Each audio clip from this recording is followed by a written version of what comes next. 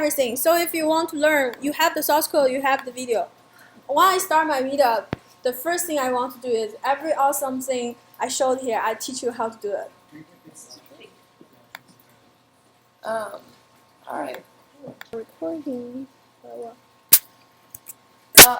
I've never really done coding before this class. I do data for a labor union called SEIU 32BJ, and pretty much what they are is, thank you, a labor union that represents doormen, handymen, garbage collectors, anyone who cleans your office building, pretty much people you see every day who take care of things for you, but who are sort of invisible, and so that was a really big draw to me. I'm the only data person in the organization because they're old school. The guys are extra fun to work with. They do not like email, and so a big part of my job is interacting with field representatives, who are people who go out there and interact with memberships. They've all come from the industry, so they were all doormen or handymen or what have you in their past lives, and so part of my being drawn to R has been data visualization, because a big part of my job is making sure their lives are easier when they do their jobs to help our members, and a lot of it's sort of communicating in very clear, very concise way how we can make their lives easier, right? So when I started, I wanted to do something with labor work, but because my organization isn't very familiar with the sphere, they were worried about me making stuff publicly available, personal member information, so I went the other route, which is stuff I love. They're really two things: cats, and I didn't want to be that crazy cat lady who does data, and food. So we're in New York City, right? So food's a really big deal around here. People really enjoy that. So I thought I would look at the New York City sanitation ratings for food to find out which parts of town I definitely shouldn't go near. So that's something I played around with before, but that's what I was looking at. So the first part of it was acquiring. Thankfully, New York City Open Data, New York City Open Data is they have everything almost formatted, ready to go. So that was a really good start. And I was looking at the restaurant sanitation report. So the next step, obviously, is cleaning, and even though I didn't have a lot of the problems that you'd usually have scraping, there were some issues of like standardization, making sure things made sense, were in the right place. There was a lot of information that was missing. Reordering, renaming, clarifying, just making sure things worked in the way sort of my brain works, because a lot of times when you're looking at like 17,000 sort of rows, you kind of can get lost in the middle of the shuffle. So, geocoding. In my work, I usually use stuff like Smarty Streets, very like easy to use, upload an Excel sheet, and I thought it would be a good opportunity to learn something new. So I use the Data Toolkit API, and because it was such a large data set, it kept crashing the system, and so I had to break it up into fun little pieces, so that was really interesting to do at 4 a.m. in the morning and try and figure out what went wrong. So that was, I would say, like 40% of what I spent my time on, right? Is like, why is this breaking? Why is it freezing? Like, what's going on? So that was extra fun, but now I know how to do it, so if anyone wants pointers, I'm totally there for you. How big was the data set? It was 17,000. So it wasn't that big, but like, for me and my like, not so great Wi-Fi, it just was not happening. So that was, yeah. So some basic counts from the data set. After I geocoded and everything, there were a couple thousand that didn't map very well, that there were issues with. Didn't have everything set. So based on all the cleanup and after that, this is roughly the number of restaurants in New York City by count. You can tell Manhattan is the place to be. But Brooklyn is definitely catching up, and yeah, so that's just a basic count. I did a fun little plot using ggplot2, and as you can tell, I love black and white, so I thought we'd just make it very simple. And so when I first started looking, when I was first drawn into using this data set, what was what I wanted to look at was the sanitation ratings, right? I was expecting like a unique code, the name of the place, and the sanitation rating.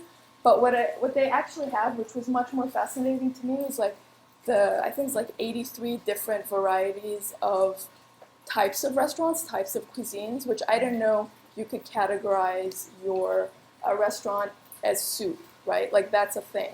You can categorize it as like, there's sweets, there's bakery, I mean, there are like 50 versions of like the dessert sort of column. And so these were the top 10, and you can tell American, Chinese, pizza. What I found is interesting, pizza and Italian are different, but then you have a lot of sort of variations on Latin food, Mexican, all that kind of stuff. So that's pretty much what the types were. I was surprised that American was such a big thing. It seems like it's the de facto sort of, we do everything, so we'll just call it American. Again, another fun little map, plot. And so I thought I would look at, I thought I would try something slightly different to mix it up, and I thought I'd look at this polar graph just to see like how things looked, and you can tell the Chinese is pretty close to it, but by looking at the original counts here, you don't realize that there is such a huge difference between American and Chinese, so that was fun.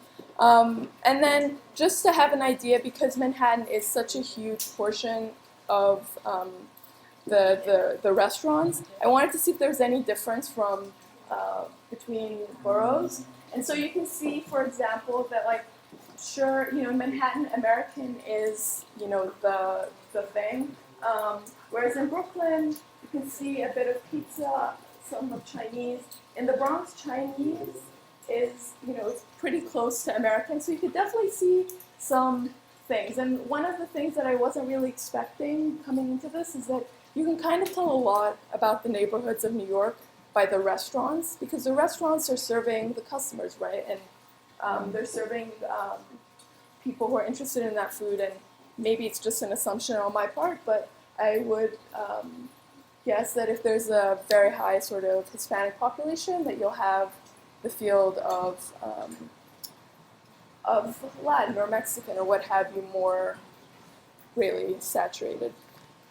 So from there, I thought I would actually look at grade, because that was really what I was supposed to be doing and not digressing. And so this is a jitter plot just to see the grade densities by borough. And I was actually surprised at how many A's there were. I was expecting there to be less. I was expecting there to be more B's in the mix. But so the first one's not yet graded, so as a publication, they haven't gotten around to it. What I figured out that's code for is that it's is that they haven't gotten around to it. Whereas grade pending is code for it was so bad that we gave them more time to like clean up their act. So that was interesting. But you can see A, for the most part, is the vast majority. You can kind of tell how many restaurants there are by borough just based on the density or how heavily saturated the blocks are. So mapping, I love mapping. I find it very useful in a lot of different situations.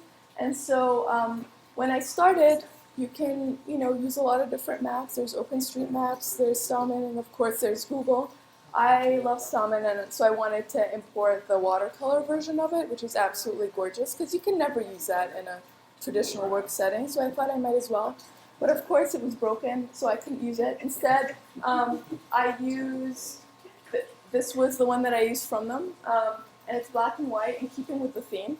But I realized as I was doing this, again, also another sort of 4 or 5 a.m. in the morning thing, that even though it's very striking and you can sort of see very clearly the different sections of the city, it's not that great for mapping in a way that you can differentiate between colors. And so I made a change to it just to make it a bit easier to overlay points on it. So this was a really cool trick. You pretty much choose a value because of the way that R pulls in maps. These are all just little pixels, little tiles of values of color. And so I was able to change the black value for like a light blue color. And so if you look really closely, you can see like wherever it has blocks that were black before, they're now like blue, but it kind of works with how things are. So this is a map of all the restaurants that I was able to geocode in the city. You can tell Manhattan, again, is really the place, and along the outer boroughs, it's the main arteries for those areas. I just wanted to note that this is a slightly different point size from the next ones, because the next ones have a smaller data set, so I just wanted to make sure that that was made clear. So following that, I saw, great, there's everything, but I want to know if, depending on where you live, you're going to have a higher saturation of a certain cuisine. So American. You tell Manhattan, again, it's very similar to the one before in terms of like how things are spread out.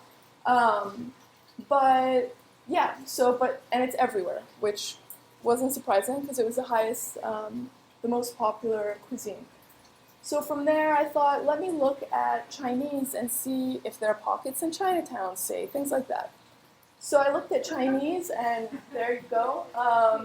You can see pretty much where it's, where the populations are. They'll be drawn to Chinese food. And then from there, I actually thought, I had this stereotype, like Upper East Side, like you'll definitely have more French restaurants there, like, and it was kind of a bad call on my part, but French is actually a bigger deal in Midtown. So you can see, like, the outer boroughs, there are no French restaurants. If you want French in the outer boroughs, you're out of luck, except for one lone little guy over here. So, so that was interesting. And then I wanted to look at Korean. It was just something outside the top 10, but I thought it would be interesting. Yeah, and so Koreatown, and like, here, I don't know the city that well, so that was, yeah. So, does anyone know where that is? Or? Oh, okay. Okay, cool. Awesome. See, you learn something new every day. And so, out of all this, I tried a couple of different things. These ones were the ones I thought were the most interesting. And then I was like, wait a minute, I didn't check out pizza. Like, everybody loves pizza. And so, I chose pizza.